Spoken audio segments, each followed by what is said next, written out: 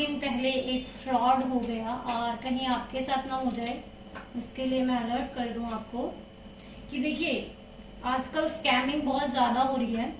और उसमें सबसे पहली जो बात है ध्यान रखने वाली कि हमारे व्हाट्सएप पर अगर कोई भी लिंक आता है तो उसे हम ऑन ना करें।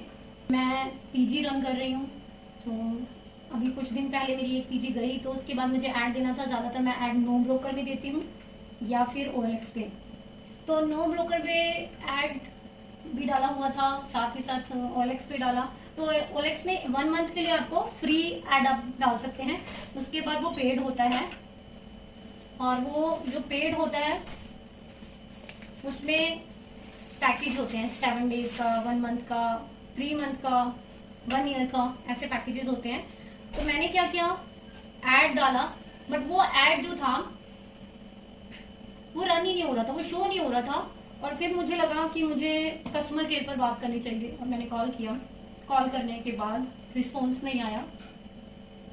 आप जब भी गूगल पे OLX ऐड का सर्च करेंगे, कस्टमर केयर का खासतौर पे, तो उसमें काफी सारे नंबर आएंगे। तो फर्स्ट नंबर जो 98 और लास्ट में 10000 है, 4 बारी उसमें लास्ट में 0 है, वो ही नंबर उनका वैलिड नंबर है। अदरवाइज कुछ नंबर तो फेक हैं जिसमें मेरी बात हो गई, वो गलत कुछ स्कैम करने वाली जो लोग होते हैं वो उन्होंने भी अपने नंबर गूगल पे ऐड किए हुए हैं, OLX add, customer care add करके।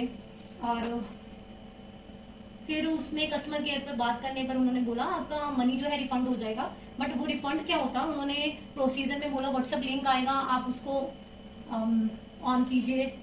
ऑन करने के बाद जैसे ही व्हाट्सएप ऑन करने के बाद क्लिक किया गया और कुछ घुमाते हैं, वो पूछते रहते हैं ये डिटेल्स वो डिटेल्स, आपकी पर्सनल डिटेल्स भी पूछते हैं। बट हम तो सब माइंड में यही रखते हैं कि UPI नंबर नहीं देना, बैंक डिटेल नहीं देनी और OTP नंबर नहीं देना। बट एक चीज जो कि मुझे अब क्लियर हो गया है कि अगर कोई व्हाट्सएप लिंक भी आता है वो भी हमें नहीं देना, हमें वो भी शेयर नहीं करना।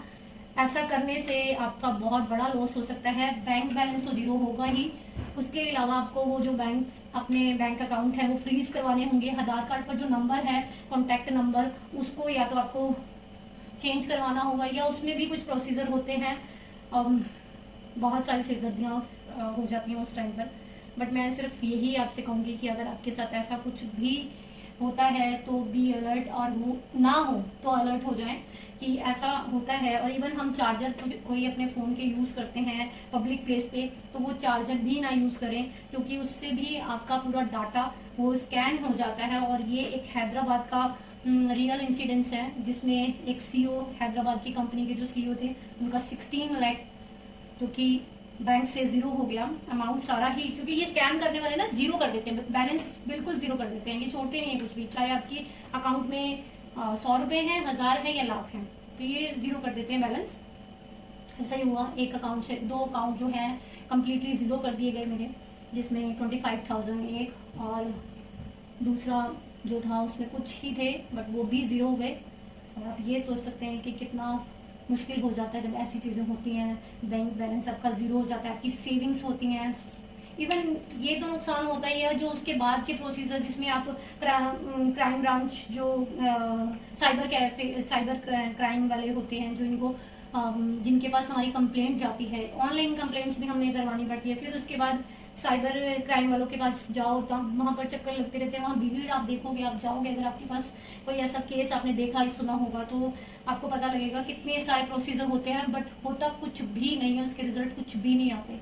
आप चाहे कितनी FIR करवा लें, कंप्लेंट करवा लें, बट उसके रिजल्ट कोई ऐसे नहीं होते कि आप ये कहें कि आपको वो पॉजिटिव एक कोई रिस्पॉन्स उसमें मिल रहा है। जैसे आपको अपने अकाउंट फ्रीज कराने होते हैं और